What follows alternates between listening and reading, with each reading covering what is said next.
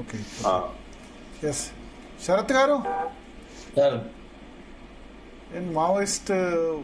మాజీ మావోయిస్టులు పార్టీ పెడతామని ఒక ఆలోచన చేస్తున్నారు. అందుకోసం ఖర్చు పెట్టిన కూడా రెడీ అయ్యారు రివార్డ్ లో వచ్చిన డబ్బుల్లో. సార్ ఒక్కటి, ఐ మీన్ నేనేది నెగటివ్ గా మాట్లాడన్న ఉద్దేశం కాదు. I welcome there idea, I congratulate them. ఒకవేళ అట్లాంటి ఆలోచన వాళ్ళు చేస్తే అది మంచి ఆలోచనే అని చెప్తున్నాను. కాకపోతే కొన్ని అంశాలను మనం కొంత నిష్పక్షపాతంగా, తర్వాత రాజకీయ పార్టీలు పెట్టినప్పటి నుంచి ఎదిగి ప్రభుత్వంలోకి వచ్చే వరకు ముడిపడి ఉన్న వ్యక్తిగా నేను చాలా అంశాలను చూసిన. నా వ్యక్తిగత అనుభవాలు కొన్ని, నా ఆలోచనలు కొన్ని ఉన్నాయి. కాబట్టి నా దృష్టిలో ఇప్పుడున్న పరిస్థితులలో, అంటే ఇంత డబ్బు అనేది ఎంత ప్రధానమైన పాత్ర పోసిందంటే, మొన్న గ్రామ పంచాయతీ ఎన్నికలలో సార్ 15,000, 20,000 వరకు ఒక ఓటు పోయింది సార్. హైదరాబాదు పెరిఫెరీలో ఉన్నటువంటి ప్రాంతాలలో 20,000 కూడా ఓటుకు ఇచ్చినటువంటి వాళ్ళని చూసినాం. 20,000 తీసుకొని కూడా మోసం చేసిన వాళ్ళను చూసినాం. తర్వాత రెండోది, ఇప్పుడున్న పరిస్థితులలో డబ్బు ఇంత ప్రధానమైన పాత్ర పోషిస్తున్నప్పుడు ఓటర్స్ ఎంత కరప్ట్ అయినారంటే, మేము గ్రామాల్లో, నేను థర్డ్ ఫేజ్ లో మా ప్రాంతంలో ఎన్నికలు జరిగినాయి, మేము పోయినాము. చాలా మంది ఓటు అంటే పోలింగ్ బూత్ కు రాకుండా, మాకు డబ్బులు రాలేదు, వస్తే వస్తాం, లేకుంటే రాం, లేకపోతే మేము పోయి వాళ్ళనోడికి వేస్తాం అని ఇట్లా బెదిరించి మరీ డబ్బులు వసూలు చేసినారు. మరి ఈ ఓటర్లను సమూలంగా మార్చడం ఇదంతా సాధ్యం అనేది ఒకటి. పొలిటికల్ పార్టీ అంటే ఏదో కంటైనర్దో లేదా ఫీ ఫ్యాబ్రికేటెడ్ హౌస్ కాదు కదా సార్. కన్స్ట్రక్షన్ అంటే ఒక గ్రాస్ రూట్ లెవెల్ నుంచి దాన్ని బిల్డప్ చేస్తూ రావాలి. ఒక ఐడియా బిల్డప్ కావాలా, ఒక పబ్లిక్ లో ఒక అర్జెన్సీ క్రియేట్ చేయాలి, ప్రజలందరూ ఆ వైపు ఆలోచన చేయాలి. మొదట ఫస్ట్ ఆఫ్ ఆల్ డబ్బు లేకుండా ఓటు అంటే మనం ప్రజానికాన్నే తయారు చేయడం చాలా కష్టతరమైంది. It is near to impossible అనేటువంటి ఫీలింగ్ ఉంది సార్ నాకు.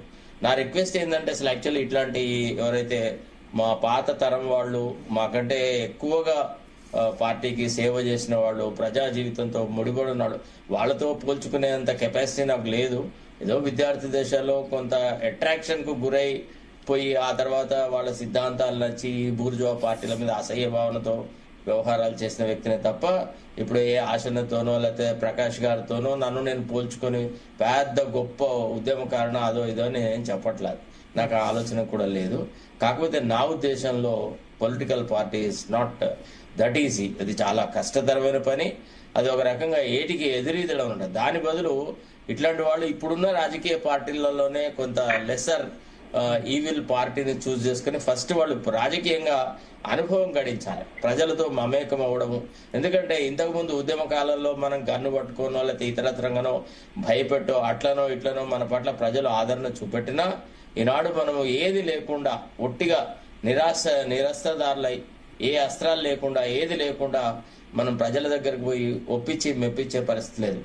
గ్రామాలలో ఒక నైరాశ్యం అనేది ఒకటి ఉంది. రాజకీయాలు అంటేనే అంత దగుల్బాజీ రాజకీయాలంటే తాగడం, రాజకీయాలంటే భూముల కబ్జాలు అని ఇతరత్రమైనటువంటి భావాలతో ఇవాళ రాజకీయం చాలా చాలా కుళ్ళుగా మారిందనమాట. సో ఈ పరిస్థితులలో అంత సులభంగా రాజకీయ పార్టీ ఏర్పడుతుందని, ఒకళ్ళిద్దరి వల్ల జరుగుతుందని నేనైతే అనుకోవట్లేదు సార్. కాకపోతే somebody starts a party of that nature, definitely ఏదైతే ఇప్పుడు ఈ బూర్జువా పార్టీలకు మద్దతు ఇచ్చినప్పుడు గతంలో టిఆర్ఎస్ పార్టీతో మొదటి నుంచి ముడిపడి ఉంటుంది. తర్వాత కేసీఆర్ ప్రభుత్వం మీద ఒక కొంత వైమఖ్యంతో కాంగ్రెస్ పార్టీలో చేరడం జరిగింది. అక్కడ చాలా అసంతృప్తిగా ఉంది. సో ఈ రకమైన వ్యవహారాలలో వాళ్ళని వెల్కమ్ చేస్తా, కానీ నా దృష్టిలో అదంతా ఈజీ కాదు. ప్లస్ ఇప్పుడున్న పరిస్థితులలో ఒక పార్టీ మీద ఉన్న కోపం ఇంకో పార్టీకి అనుకూలంగా వచ్చే రోజులు ఇవాళ ఎటు తయారైంది అంటే, కేసీఆర్ మీద కోపంతో కాంగ్రెస్ కోట్లు వేసినారు. ఇప్పుడు కాంగ్రెస్ లో రేవంత్ రెడ్డిని అయిష్టంగా చూసే వాళ్ళందరూ ఆటోమేటిక్ గా బీఆర్ఎస్ వైపు పోతా ఉన్నారు. మేము మొన్న గ్రామాలలో చూస్తే అసలు దాదాపుగా కేసీఆర్ ప్రభుత్వము, కేసీఆర్ పాలనలో ఉన్న ఆ దొరలు, అక్కడ బీఆర్ఎస్ నాయకులు చేసిన దౌర్జన్యం అదంతా మర్చిపోయి మళ్ళీ కేసీఆర్ వస్తేనే బాగుండు, కేసీఆర్ మంచి పాలన వచ్చింది, అనే యాంగిల్లో పోతా ఉన్నారు. అదే మరి మొన్నటి వరకు వాళ్ళు మనం దోచుకున్న వాళ్ళు అంటే వాళ్ళు ఏమన్నారు, కేసీఆర్ నేతృత్వంలో దోచుకున్న వాళ్ళందరూ ఇప్పుడు కాంగ్రెస్ లో చేరింది కదా సార్. ఇప్పుడు ఈ దోపిడిగాళ్లనే కదా మనం వ్యతిరేకించేది. గ్రామాల్లో మంచోళ్ళు వస్తారు ఇప్పుడు కేసీఆర్ దగ్గర అనే భావన వ్యక్తం చేస్తా ఉన్నారు. సో కాబట్టి అంత సులభమైంది కాదు అనేది నా అభిప్రాయం సార్. ఓకే భరత్ గారు, యా శరత్ గారు చెప్పిన దానిలో చాలా వాస్తవం ఉంది. అందుకే నేనేమన్నా అంటే నేరుగా రాజకీయ పార్టీ పెడితే ఫెయిల్ అవుతారు. ఉద్యమ సంస్థలు పెట్టి ప్రజలలో మంచి పేరు తెచ్చుకున్న తర్వాత వాళ్ళని డెఫినెట్ గా ఇంతకు ముందు అండర్ గ్రౌండ్ లో ఉన్నారు కాబట్టి ఒక కృతజ్ఞత ఉండేది ప్రజలకు. కానీ బహిరంగంగా వచ్చి ప్రజల హక్కుల కోసం పోరాడితే మాత్రం ఈ డబ్బు ప్రభావం కంటే కూడా వాళ్ళకు మంచి అనుకూలత అనేది వస్తుంది. ఒక 5-10 ఏళ్ళు వాళ్ళు కష్టపడాల్సి వస్తుంది ఉద్యమ సంస్థలు పెట్టి. ఎక్కడికక్కడ ప్రజల హక్కుల కోసం, వనరుల సంరక్షణ కోసం వాళ్ళు పోరాడుతూనే ఉండాలి. ఆ 10 ఏళ్ల తర్వాతనైనా వాళ్ళు ఒక రాజకీయ పార్టీకి ఎదగలుగుతారు. ఓకే ఇంకా రెండోది భరత్ గారు, చెప్పండి. విశ్వసనీయత, విధేయత అనే 2 పదాలు ఇవాళ డబ్బుతో ముడిపడినాయి. మీరు విశ్వసనీయతను డబ్బుతో కొనుక్కుంటున్నారు, విధేయతను కూడా డబ్బుతో కొనుక్కునే పరిస్థితి ఏర్పడది.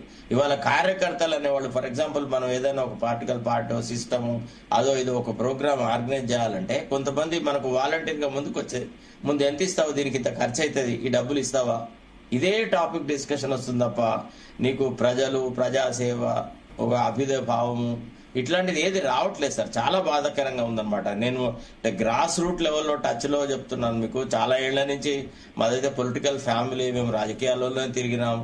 దాదాపుగా అసలు నేను విద్యార్థి దశ నుంచే రాజకీయాలలో ఉంటుంది. పొలిటికల్ పార్టీస్ తరఫున పనిచేసినాను కూడా.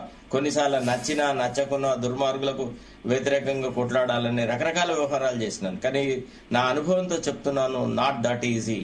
ఇప్పుడున్న పరిస్థితుల్లో ముఖ్యంగా బీఆర్ఎస్ ఈ రాష్ట్రాల్లో రాజకీయాలను భ్రష్టు పట్టించింది. అంతకు ముందు ఎంతైతే డబ్బు ఖర్చు అవుతుందో దానికి 10 ఖర్చును ఈనాడు ఎన్నికల రణరంగంలో పెట్టింది. ఇప్పుడు వ్యవస్థ ఎంత కుళ్ళిపోయిందంటే మీకు కనీసం ఒక 20 కోట్లు లేకుండా ఒక అసెంబ్లీ గురించి అసలు ఊహ చేసే కూడా పరిస్థితి లేదు. ఇక 20 కోట్లు అనేది చాలా మినిమం. 50-100 కోట్లు అట్లా పోతా ఉన్నది. ఇక అసలు డబ్బు ప్రాధాన్యత చాలా పెరిగింది కాబట్టి political party is near to impossibility sir.